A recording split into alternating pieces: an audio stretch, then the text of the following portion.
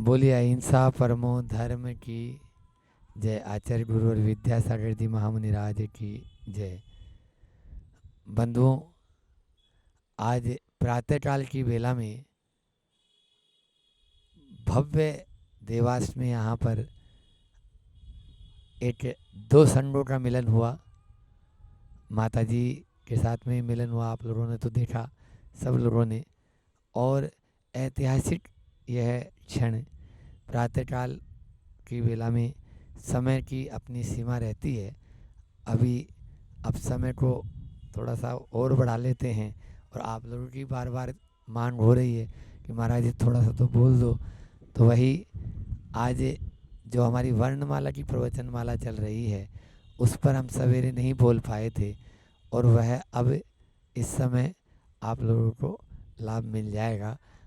अभी वर्णमाला की प्रवचनमाला में यह के ऊपर बोलना है अपना प फ भ भ मैं, ये पूरा पवर्ग हो गया।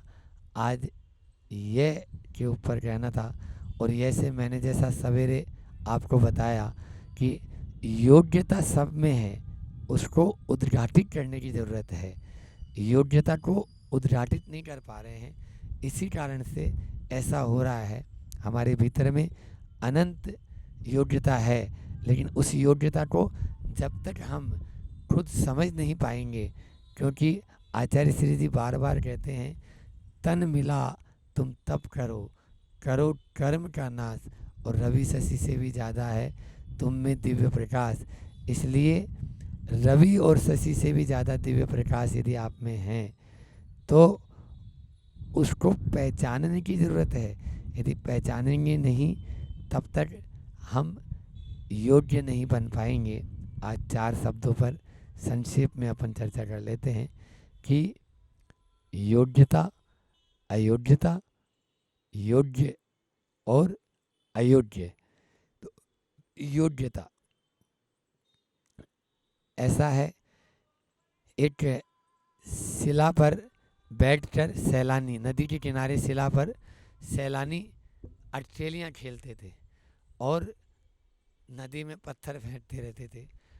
उसी शिला पर धोबी आकर कुछ वस्त्र धोता था, लेकिन एक दिन उधर से शिल्पी का उधर से गुजरना हुआ और उस शिला को देखा, और उस शिला को देखते ही उसने सोचा इसमें तो बहुत सुंदर मूर्त का रूप है।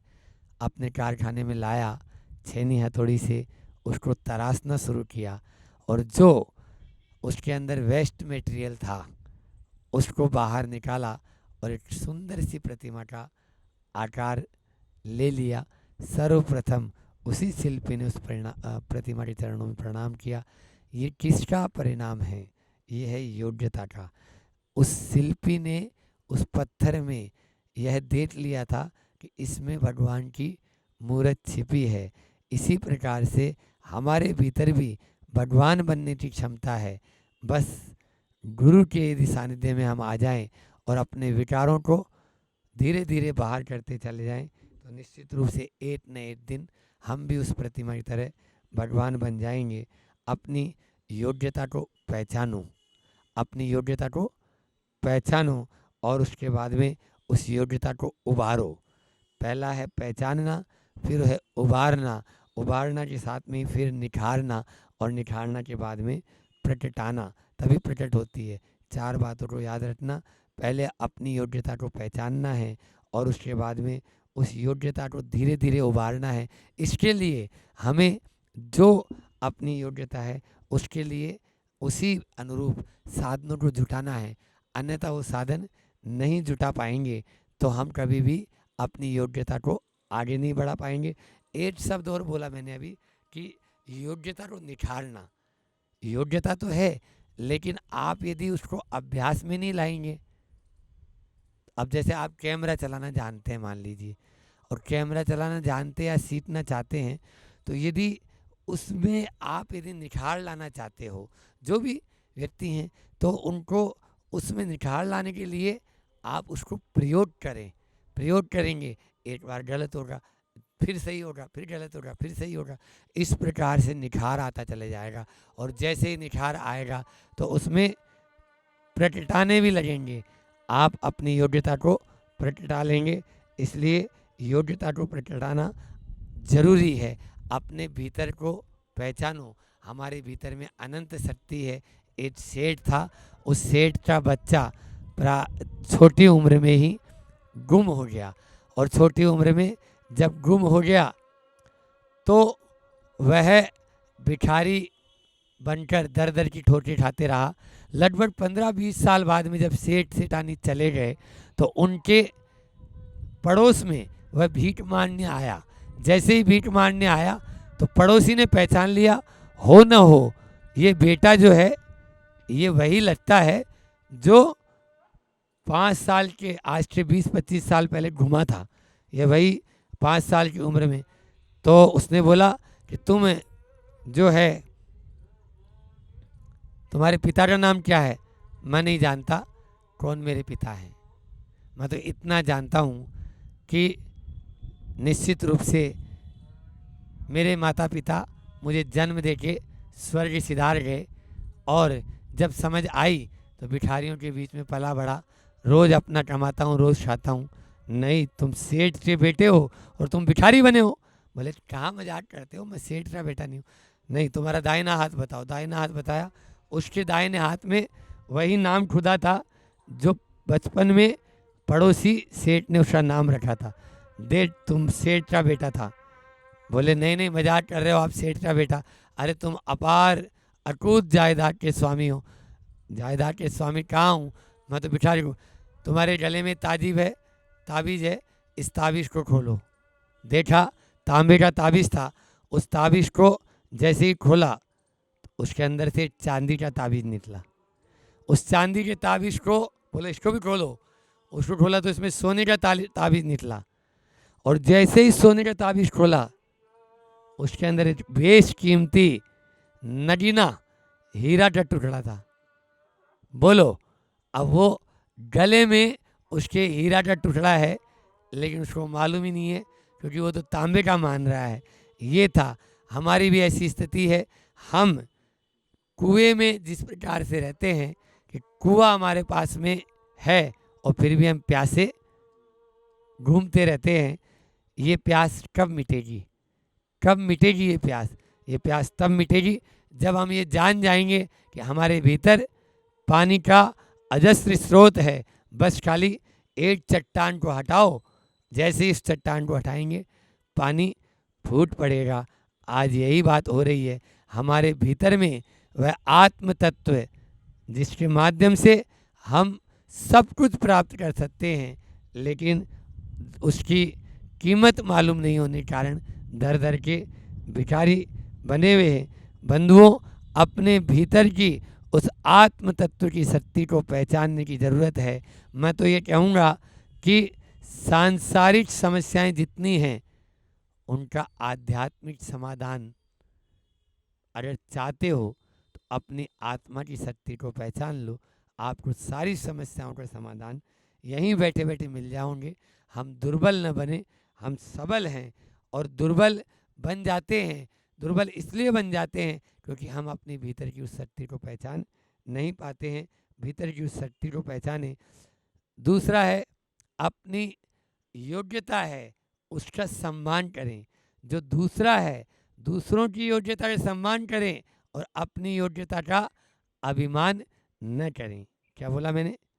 दूसरों की योग्यता का सम्मान करें और अपनी योग्यता का अभिमान न करें। तो पहला था योग्यता, दूसरा है अयोग्यता। हमारे भीतर में क्या क्या अयोग्य है ये हम स्वयं जानते हैं। उस अयोग्यता को पहचानें और उसे भी योग्यता में बदलने का प्रयास करें। तीसरा शब्द मैंने बोला है, समय हो रहा है, योग्य और अयोग्य। तो योग्य क्या है और अयोग्य क्या है ये हमें गुरु, देव और शास्त्र इनके सानिध्य में रहने से पता लग जाता है। हम योग्य हमारे लिए क्या है सब जानते हैं कि ये हमारे लिए योग्य है और ये हमारे लिए अयोग्य है, लेकिन मोह अंधकार के पीछे हम अयोग्य को योग्य मान लेते हैं और उसी को योग्य मानकर अपना आचरण करते रहते हैं। फलस्वरूप केवल मात्र पश्चाताप ही हाथ लगता है। इसलिए योग्य को पहचानो। जिसको हे और उपादेय भी बोलते हैं। अभी बिहार में एक ग्रंथ का स्वाध्याय चल रहा था, अ, सम्यक तो कौमुदी, उसमें आता है औचित्य गुण। सम्यक दर्शन जो है, उस सम्यक दृष्टि का एक गुण होता है औचित्य गुण। औचित्य गुण का मतलब ही यही है, योग्य क्या है और अयोग्य क्या है। आप बैठने के पहले, जैसे मान लीजिए मुझे यहाँ बैठा दिया आप लोगों ने, अब थोड़ी थोड़ी धूप आने लगी, तो अब देख रहे हो कि धूप आ रही है।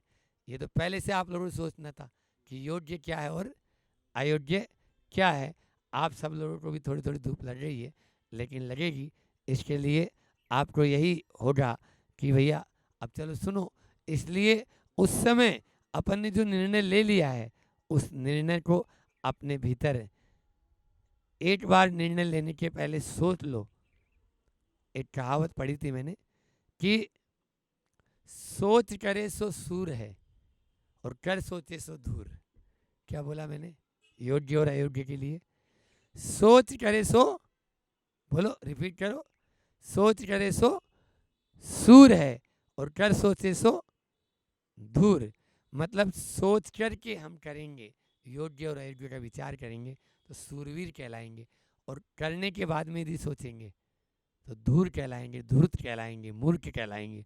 इसलिए करने के बाद ही मत सोचो, करने के पहले सोचो, तब तो निश्चित रूप से योग्य और अयोग्य का विचार। एक और बात बता दूं, अभी चातुर्मास का समय निकट है, तो निश्चित रूप से योग्य पुरुष भी होते हैं और अयोग्य पुरुष भी। अगर अयोग्य पुरुष के हाथ में हमने योग्य कोई बागडोर सौंप दी तो 3 काल में वो काम होने वाला नहीं है। इसलिए योग्यता का विचार करें कि उसकी क्या योग्यता है। जिसकी योग्यता जितनी होगी, अगर उसको उतना ही काम देंगे तो निश्चित रूप से आपका काम सक्सेस होगा, सफल होगा। अन्यथा आपको उसकी कुवत है नहीं और आपने उसको वैसा काम सौंप दिया तो वो काम नहीं कर पाएगा। इसलिए निश्चित रूप से योग्य और अयोग्य का विचार करें। किसी ने सच कहा है, श्रद्धा ज्ञान देती है। क्या बोला मैंने? श्रद्धा ज्ञान देती है, नम्रता मान देती है, नम्रता मान देती है, और योग्यता स्थान देती है, योग्यता स्थान देती है। जितने जितने हम योग्यता को प्राप्त करते चले जाएंगे, हमको उतना उतना ही स्थान मिलता चले जाएगा। योग्यता का, आचार्य श्री जी कहते हैं, योग्यता का मूल्यांकन हो। आरक्षण पद्धति अच्छी नहीं। आरक्षण में तो जो गधा घोड़ा है सब इच्छार हो जाते हैं, जबकि जो प्रतिभा है उसका सम्मान होना चाहिए, और प्रतिभा योग्यता के आधार पर निखारित होती है। अंक तालिकाओं के आधार पर आप किसी का अंकन नहीं कर सकते, आप किसी को आंट नहीं सकते हो। इसलिए योग्यता के आधार पर ही आंटना आवश्यक है। इतना ही रखते हैं, समय भी अपना पूरा हो रहा है। बोलिए अहिंसा परमो धर्म की। आचार्य गुरु और विद्यासागर जी महामंदिर आज की।